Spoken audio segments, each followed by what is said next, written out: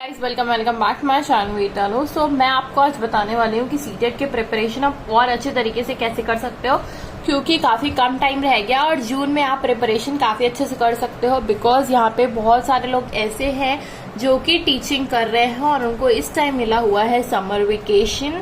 सो आप summer vacation में साथ साथ में पढ़ते हुए, क्योंकि इसमें आपको ज्यादा टाइम देने की जरूरत नहीं अगर आपको कॉन्सेप्ट क्लियर होता है तो, ठीक है।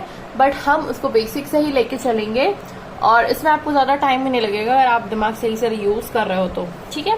इसमें आपको एक बुक मैं सजेस्ट करूंगी जो कि होती है अरिहंत की, जिसमें कि सारे सब्जेक्ट कवर होते हैं, वो भी सिर्फ पेपर 1 के लिए मैं बता रही हूँ।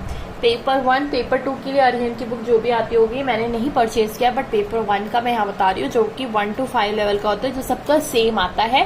सो यहाँ अरिहंत की आप बुक परचेज कर सकते हो। मैं अभी आपको दिखाऊंगी कि कैसी होती है और उसमें क्या क्या कंटेंट्स होते हैं।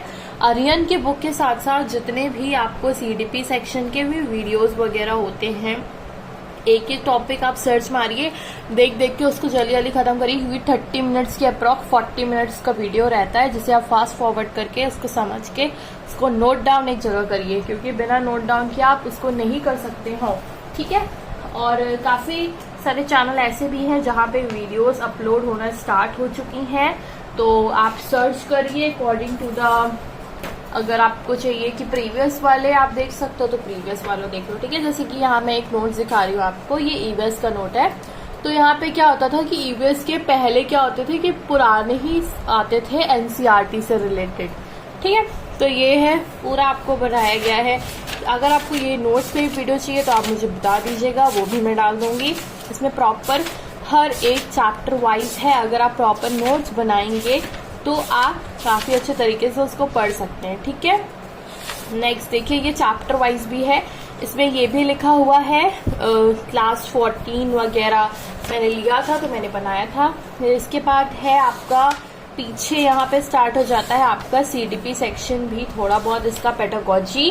फिर ये करियर विल का फ्री था तो ये मैंने उस पर भी पढ़ा हुआ था थोड़ा बहुत, ठीक है। फिर इसके बाद यहाँ पे मैथ्स हो गया था स्टार्ट, जो कि मैथ्स का थोड़ा बहुत था। एंड यहाँ भी पूरा आपका पेडागोजी एंड ईवीएस है, जो कि ज्यादा टाइम आपको नहीं लगेगा। ईवीएस कवर करने में बहुत ही ज्यादा कम टाइम लगेगा। सो ईवीएस के लिए आपको टेंशन नहीं लेनी है, ईवीएस आपकी काफी जल्दी हो जाएगी। मैथ्स के लिए मैं बता दूं, प्रीवियस ईयर क्वेश्चन इसके लिए भी बहुत ज्यादा इंपॉर्टेंट होते हैं, क्योंकि पैटर्न वही रहता है, क्वेश्चंस वही रहते हैं। आपकी थोड़ी बहुत लैंग्वेजेस या थोड़ा बहुत डिजिट इधर उधर हुई थी इस बार के पेपर में, और लगभग जब तक आपका सिलेबस चेंज नहीं होगा तब तक आपकी यही पैटर्न रहने वाला है। तो प्रीवियस ईयर क्वेश्चन इसके लिए भी बहुत ज्यादा इंपॉर्टेंट हो जाता है।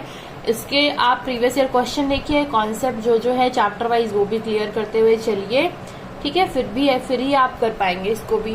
एंड इसके बाद इंग्लिश और हिंदी वाले जो होते हैं, हिंदी तो लोग कर भी लेते हैं ज्यादातर, बट इंग्लिश में थोड़ा फंस जाती है, क्योंकि इंग्लिश में थोड़ी बहुत ग्रामर भी आती है और ग्रामर उस टाइप की नहीं आती। यहाँ पे आपको सेंटेंस दे दिया जाता है, फिर उस सेंटेंस से रिलेटेड आपको क्वेश्चन पूछे जाते हैं कि इस सेंटेंस में क्या है, कौन सा वर्ब है, क्या है, ये सारी चीजें अगर हम देखते हैं तो ये बुक है आपकी, जो कि अरिहंत की बुक है। तो इस बुक से हम थोड़ा बहुत ले लेते हैं। इसमें आपके प्रीवियस ईयर क्वेश्चन भी मेंशन है। तो ये पेपर 1 के लिए है, 1 to 5 के लिए।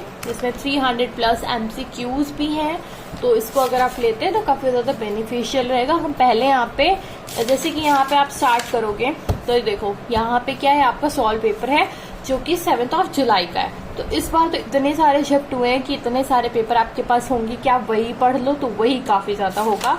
बट अगर यहाँ पे हम इंग्लिश का देखते हैं, इंग्लिश का पेपर किस तरीके से आता है, तो यहाँ पे आपका ये मैथ्स है, इसके बाद यहाँ आपका ईवीएस है, ईवीएस के बाद यहाँ पे आपको स्टार्टिंग में ही देना चाहिए था, बट यहाँ पे नहीं है आपका इंग्लिश का पार्ट।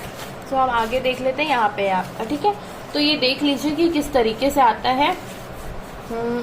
यहाँ पे देखिए, which part of speech is underline word in the following sentence. So ये क्या है आपका, I don't know why he is so curious about it, मतलब कि वो क्यूरियस क्यों है। तो ये चीजें हैं कि ये सेंटेंस जो अंडरलाइन किया गया है, ये तो आपको पता है कि Y he is so curious, ठीक है। ये तो एक क्लॉज है, ठीक। ये सब्जेक्ट और वर्ब का फॉर्म है, मतलब दोनों साथ ही में, ही भी यूज हुआ है, क्यूरियस भी है, तो सब्जेक्ट और वर्ब दोनों के दोनों यूज है। तो क्लॉज का मीनिंग आपको पता होना चाहिए, क्लॉज क्या होता है और क्यों वो क्या है, क्यों वो क्यूरियस है उस चीज के लिए, तो आपको यहाँ पता। और ऐसा ही मैं आपको एक और क्वेश्चन दिखा दूं, यहाँ पे एक और क्वेश्चन इस तरीके से मेंशन है। सो यहाँ पे क्या है आपका, where he was born, that identify the clause in the underline part of the following sentence. Where he was born, ये दो आपको सेंटेंस अलग, अगर हम बोला जाए तो दोनों एक पूरा एक सेंटेंस है, इसको अलग अलग करें तो इसकी कंप्लीट मीनिंग आपको मिल भी सकती है, नहीं भी मिल सकती है। सो क्लॉज क्या होते हैं आपको पता होना चाहिए, बात की बात है, बट यहाँ पे आपसे पूछा गया प्रिंसिपल है, एडजेक्टिव है, नाउन है, एडवर्ब है, ठीक है। सो ये क्या होता है, आप कैसे पता करोगे, ये सारी चीजें आपको आनी चाहिए। नेक्स्ट है, which of the following word is opposite to the meaning of the increase. तो ये इजी तो है आपके लिए, अगर मान लीजिए यहाँ इंक्रीज ना होता कुछ और होता, तो ये भी वोकैबुलरीज वगैरह, एंटोनिम्स, सिनोनिम्स, ये भी बहुत ज़्यादा इंपॉर्टेंट होते हैं आपके एग्जाम के लिए। अब यहाँ पे देखिए एक पोइट्री दी हुई है, इस पोइट्री से आपको सॉल्व करना था, तो ये तो पूरा पोइट्री से ही था सेक्शन का। अगर और भी आप चीज़ें देखो, यहाँ पे ये पूरा का पूरा आपका पोइट्री ही है, इसमें कोई भी ऐसी चीज नहीं है जो एक्स्ट्रा आपकी यहाँ पे आई हो, ठीक है। यहाँ पे देखिए, यहाँ पे एक क्वेश्चन आता है आपका, identify the name of the figure of speech used in all creation drinks at mother's teacher breast. तो ये आपको पता होना चाहिए, क्योंकि ये भी ग्रामर का ही पार्ट है, ठीक है। तो ये ग्रामर के जो क्वेश्चंस आते हैं वो आपको आने चाहिए, तो ग्रामर भी इम्पोर्टेंट है आपके सीटेट के लिए। ग्रामर बहुत ज्यादा इंपॉर्टेंट है, क्योंकि अगर आपके एक दो क्वेश्चन एग्जाम में आ गए, तो अगर जिन्होंने पढ़ लिया है अच्छे से, वो क्यों ना अच्छे से, मतलब और अच्छे मार्क्स क्यों ना लेके आए, एक दो मार्क्स, 3-4 मार्क्स भी आपके एग्जाम के लिए बहुत ज्यादा इंपॉर्टेंट है। हो सकता है काफी इजी क्वेश्चन है, बट अब ये वाले क्वेश्चंस नहीं आते हैं कि इतना इजी क्वेश्चन आपको दिया जाए कि यहाँ पे एलसीएम आपने फाइंड आउट किया, इसको मिक्स फ्रैक्शन में चेंज कर दिया, तो ये इधर भी इतने इजी क्वेश्चन नहीं आ रहे हैं। तो ये आप मत सोच के रहिएगा कि इतना इजी क्वेश्चन आपको मिलने वाला है।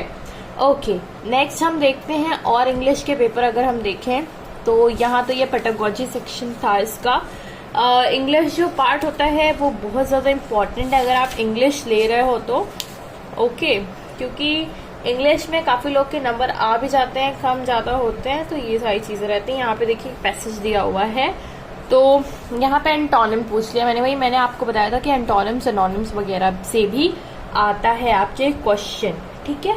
तो इसी तरीके से आपको करना है कि आप उस चीज को कर पाए। हम वो सारी चीजें नेक्स्ट वीडियो में देखेंगे, मैं आपको बताऊंगी कि आप किस वे में क्या चीज कर सकते हो, एंड साथ ही साथ में आप ग्रामर इससे कर लिया, हिंदी में आप खुद से प्रैक्टिस कर सकते हो सारे के सारे।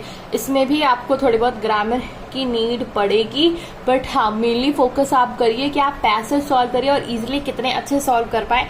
जैसे एक मैंने अपने खुद के पेपर में आपको बता रही हूँ, यहाँ पे मुझे पैसेज दिया हुआ है और यहाँ पे मुझे क्वेश्चन दिया हुआ है कि इस सेंटेंस में क्या गलती है, इसमें मिस्टेक आपको पता करनी थी कि इसमें क्या मिस्टेक ऐसी हुई है। तो मैंने यहाँ पे पैसेज से रीड कर लिया था कि यहाँ पे ये चीज सही लिखी हुई है, बट यहाँ वही चीज रॉन्ग है, तो मैंने यही सेम उठा के यहाँ लिख दिया था और वो चीज सही हो गई थी। तो आप वो सारी चीजें, अगर आपको नहीं आ रहा है ग्रामर, तो आप सेंटेंस में अगर आपको मिल गई तो आप यहाँ पैसेज में आपको मिल गया वो सेंटेंस, तो आप उठा के इसमें भर दोगे। बट अगर नहीं आ रहा है, आपको ग्रामर ही नहीं पता है, तो आप उसको नहीं कर पाओगे, ठीक है।